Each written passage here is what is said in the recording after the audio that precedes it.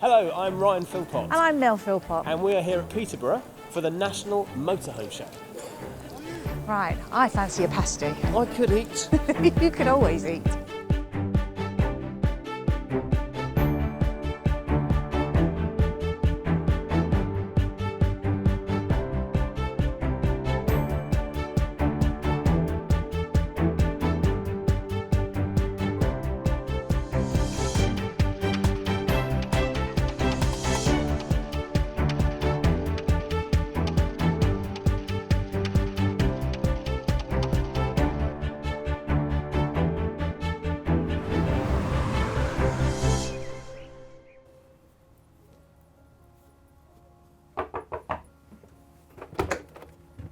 Hello, Steve. Yes. Yes, we're here to see the Vikens 2. Ah, Right.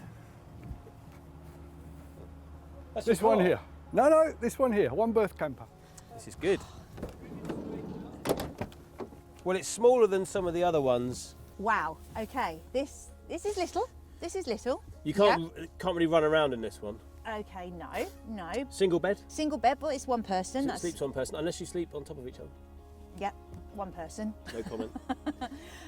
It looks at the moment quite tricky to kind of work out how this is all going to fit Nah, together. easy. I think we need to meet the man that made this. That made the Transformer van. Vikens 2. Vikens. Okay. It's not called a Transformer van. That's It we've is. just No, made this that. is a Transformer van. Okay. Should we ask Steve to The come man and with join the us? van. Yes. Yeah. Okay. So it's just such a sweet little van. That's my initial thing. It's such a lovely van for one person. What kind of people are buying this from you, are wanting this kind of van? That's a comment I hear a lot, that it's a sweet, neat little So camper. compact. It is. Yeah. The customer might be in their 60s, 70s. I've sold these sort of ones to even people in their 90s. But because everything is easy, they can manage it. And when they drive it down the road, it's no bigger than a little car. So it's got all the facilities they need. It has, including not just the cooking, but a little fridge that we have in there, even a porta potty. Where would that be? I mean, we've only had a Well, little look, that's but- tucked away in a cupboard under there in Yeah. a very clever little arrangement. The hob and the microwave rotates through 90 degrees and reveals the porta potty underneath, and that's accessible even when the bed's down. You've converted this yourself. It's a 2013 number plate, so it's a 4-year-old van that you've converted. Yes. For anyone that's thinking about converting, how tricky is that process? And have you been doing this for years, or are you relatively new to it? Relatively new, no, 31 years. Wow. 1986 I started Wheelhome, and we've won numerous awards, MMM awards, Camping and Caravan Club awards, so you can be assured that they're well made when engineered and safe. What would you say to somebody who was thinking of converting their own van? Would you say have a go, or would you say come to you? Going back 10 years ago, plenty of people were converting themselves. Now it's I would say a minefield, and insurance is a big problem as well. Why Vikings? Vikings comes from my parents, who are no longer with us, but my mother's name was Vi and my father's name was Ken. And I'm the sold it. That has sold it for me. Yeah. That's wonderful. That just is And lovely. that's where it comes from.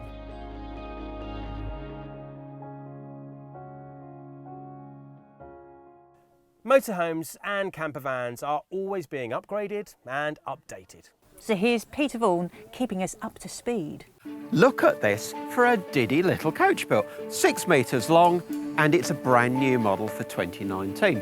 It's built on a platform of a lot of spec for a sensible price. This one, $51,995 on the road. That gives you a very high spec motorhome. Base vehicle, 150 bhp engine. The body, external barbecue point, big overcab sunroof, solar panel, alloy wheels, is standard. When you're driving, the spec of the base vehicle is good too. You've got sat-nav, DAB radio, and this screen also is used for the reversing camera.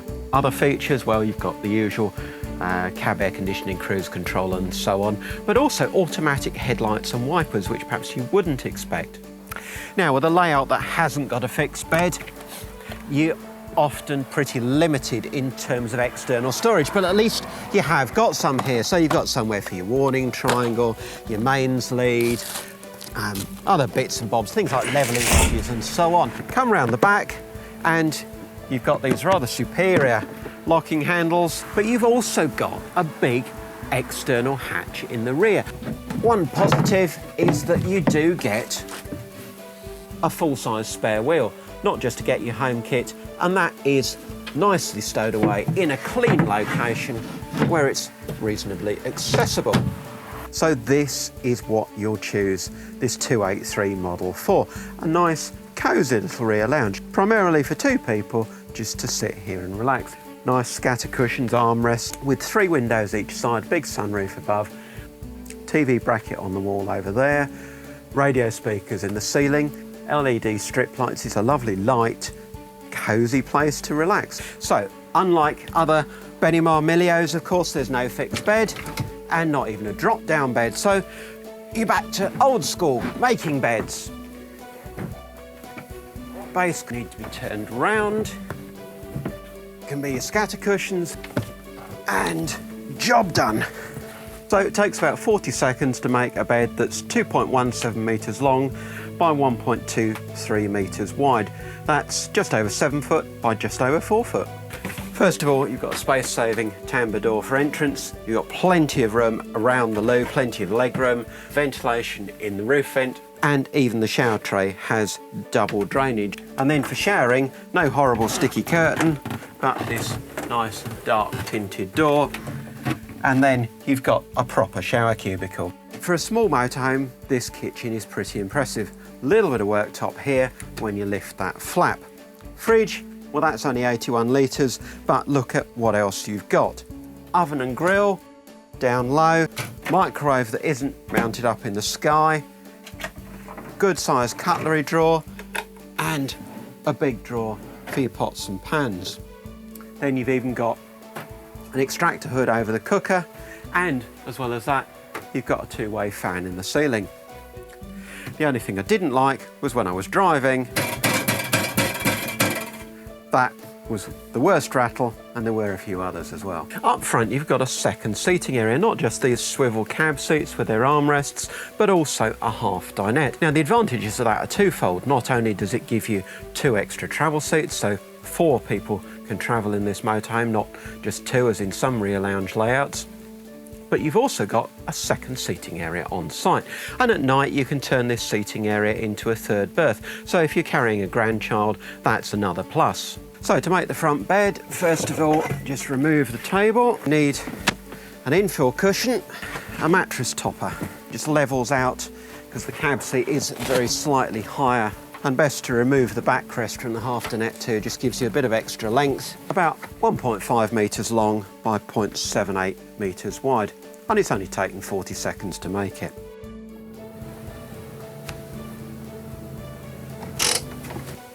So this new Benimar is an interesting addition to the ranks of compact 6-metre coach-built motorhomes.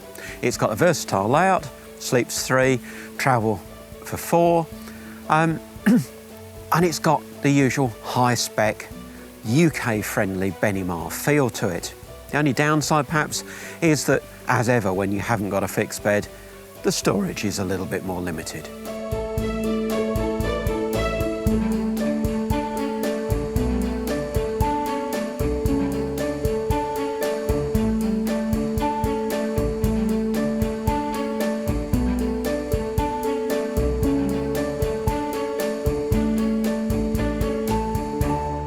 There's such a diverse selection of accessories at a show like this. It can almost blow your mind. But anyway, here's Genevieve with some of the very latest. Okay,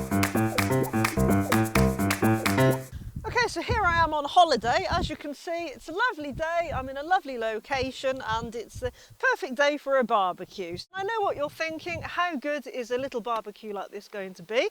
Well, you'll be surprised. It's actually very good. So nice and easy, just open that up first of all, undo the clip. This one opens up. Now inside we've got a coal tray, some little tongs, that's for picking up the hot tray. We've got a little stand there for our coal tray, and then we've got the big rack here. So the next thing we need to do is move this into a safe location. We'll get that on the floor. Let's get it fired up and see how we get on.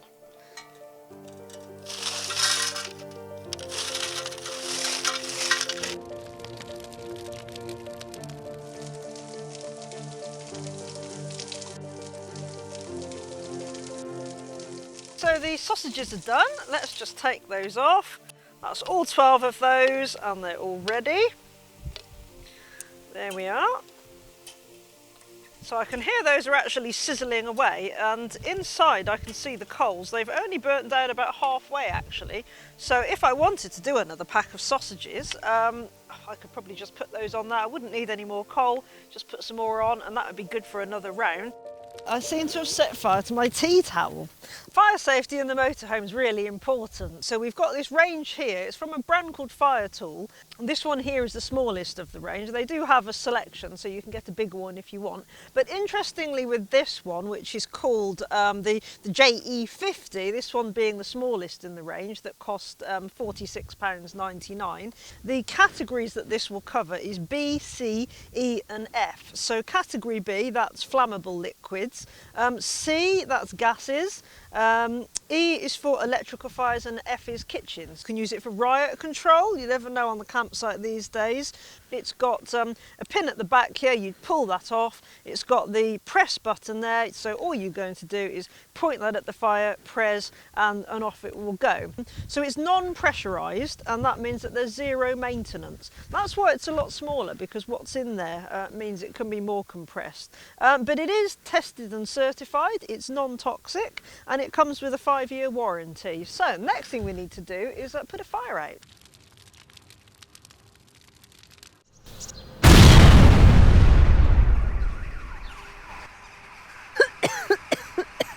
Whew, phew, whoops-a-daisy. Well, that went well. Let's try it again. So here we go.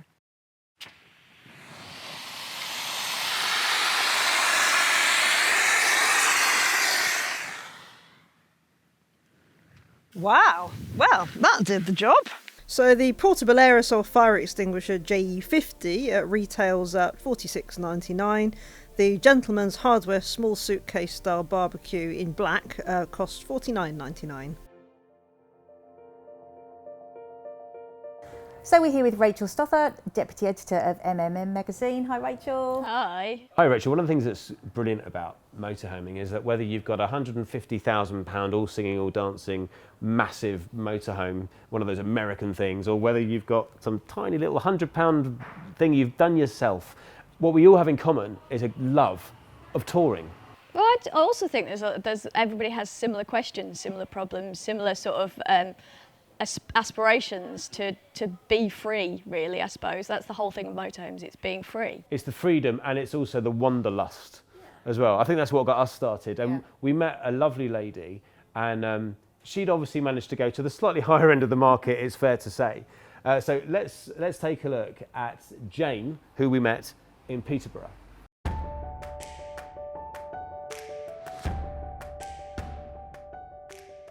So pleased to meet you, Jane, because you have actually got one of these beautiful vans yourself. We have. How long have you had it? Just a few months. It's the third one we've had. We tried two before. I won't say the names, but we tried two before and they just didn't work for us. And we spent a long time looking, and my husband did a lot of research. And when we finally found it, we realised it's the van for us. Basically, it ticked all the boxes for you. You say you had an actual wish list. Yeah, we and that's did. a great way to do it, I guess. Try a few, see what works best for you. So where have you been in it? Well, not very far yet. We're going abroad later on this year. We're going to go to Germany and Italy later on this year. But we started off with just the Cheshire Food and Drinks Festival this weekend. We've had a couple of nights in Wales on the beach. So this one, obviously black leather, quite sort of, we said it's almost like a New York apartment, this style. Yeah. Is this the style you have, or have you got This is the style we have. It's not black, we're cream. I'm a cream girl, I like everything cream. And that was one of the things that drew us to that particular van. It's a similar layout, maybe that sofa isn't quite as long. It's pretty similar. The kitchen's a little bit larger in this, the lighting is different in this. Ours is about 6 years old, so you probably understand the differences there. And we've got a transverse bed at the back. Right. Not like that. That was the only compromise really. My husband really wanted a bed like that. We've had a few extra bits fitted already, so we've got the satellite television, and we've just had an EFOY fitted to help with the battery balance. Right. Sorry, explain that to me. What does that do? So the EFOY is an internal generator Right. that's now fitted in the garage, and that can help to keep the batteries full, so that if we're not on electric, we can watch telly and have the lights on and Gives you a longer just live amount of time. comfortably. Yeah. Our mobile apartment. That's so true. That's It is. yeah. It's a mobile Yeah. apartment, isn't it? My husband retired 6 years ago. I retired 3 years ago, and he spent 3 years researching what we would have. He sails a lot, so it was either a yacht or a motorhome. And in the end, we decided that we absolutely love the lifestyle that this gives us. And we did go to France for a couple of months in the previous one, and realised that that's the lifestyle that we want. So right we're for free, you. and we do it, and we love it. And once you've found the van of your dreams, it's time to hit the road.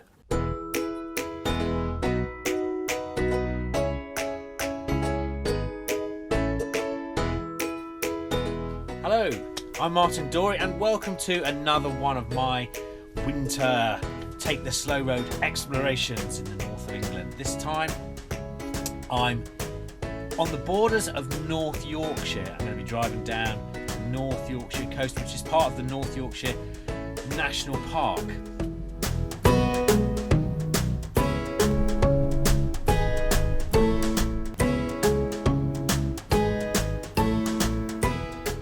So the presence of a lobster can mean only one thing: fishing.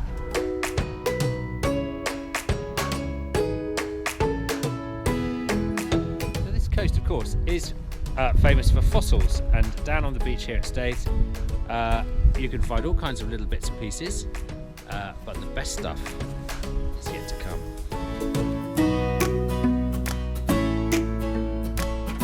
Well, Yorkshire is known as the surf coast, so I've got hold of a couple of stand-up paddleboards.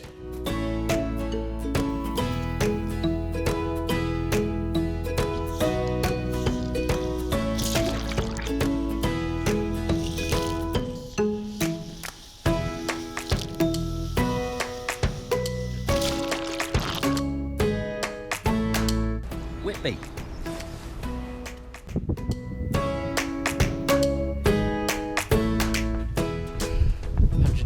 Steps up to Whitby Abbey. The Abbey's actually closed. We got here, but because I've got a long arm, I'll let you have a look.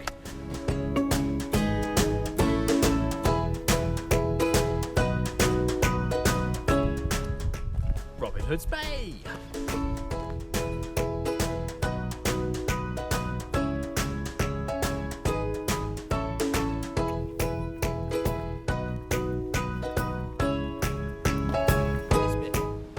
Exciting.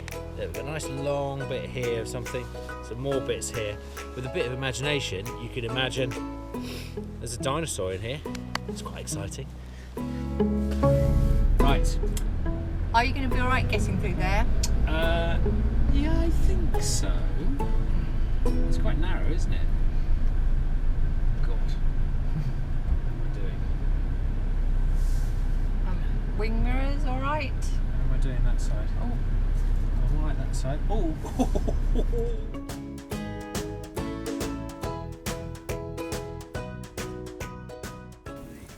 There are so many accessories, like this tent. I'm buying this. No, you're not buying this. Oh, go on, it'll be fine. No, because I know who's going to have to put it up. Oh, stop moaning. I'm not moaning. You aren't moaning I'm as not much moaning. as Motor Moaner.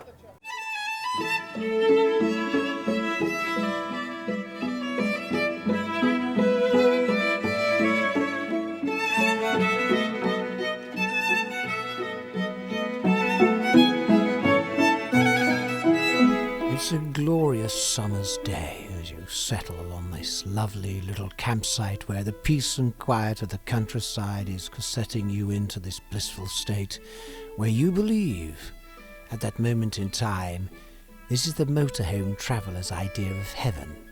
Life couldn't get any better. Indeed, no, it couldn't. For right at that moment, the average middle-class family arrive on site, choose the pitch next door to your small sliver of paradise, and embark upon enjoying their holiday. They have usually 2.4 children who burst out like a pack of baying hounds. Predictably, they immediately run riot, screaming and shouting.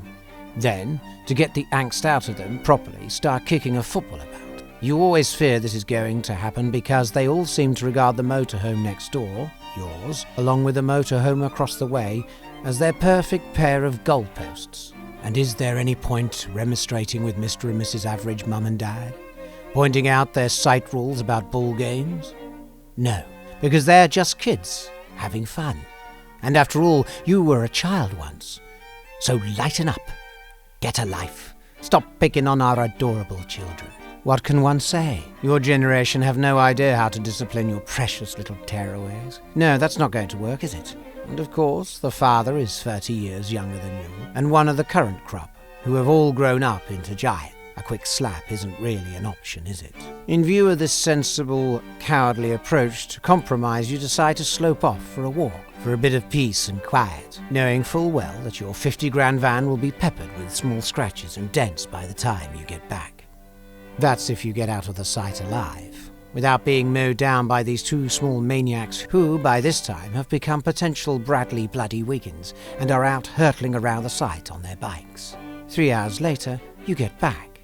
And just as you think the worst is over, and that life can only get better, after all, you'll be leaving in the morning, life does indeed get worse. Much worse. The other goalposts from across the way have wisely scrapped, and in their place is another set of goalposts. But this time comes complete with a pack of genuine canine baying hounds. And just in case you only have these perfectly behaved pooches, well, at times one can certainly constitute a pack. Mr. and Mrs. dog owners then decide to go out for a meal or the pub, leaving said pooches to their own devices. As dogs will do, like the kids, they run riot, or one is on its own getting bored. Let the barking, howling, and generally annoying being wolves commence again. At the first sign of said owners leaving the pub before they even get out of the door, as dogs can sense these things from a mile away or more, silence has descended again by the time they return. Yep, you could approach them the following morning. What's the point? You will get the usual spiel. We're responsible owners. Our dog or dogs are well trained and perfectly behaved. So clear off. Get a life. Stop picking on our adorable children. Sorry, dogs. Well, but the adults-only sites seem to be full of people who don't want children around, but have dogs. And quite a lot of concerned neurotic parents would rather stay on dog-free sites. There don't seem to be any sites where both dogs and children are banned, and if they are, they're probably all in Skegness. So where does that leave us grumpy old motorhomers who want a bit of peace and quiet? Skegness? I think not.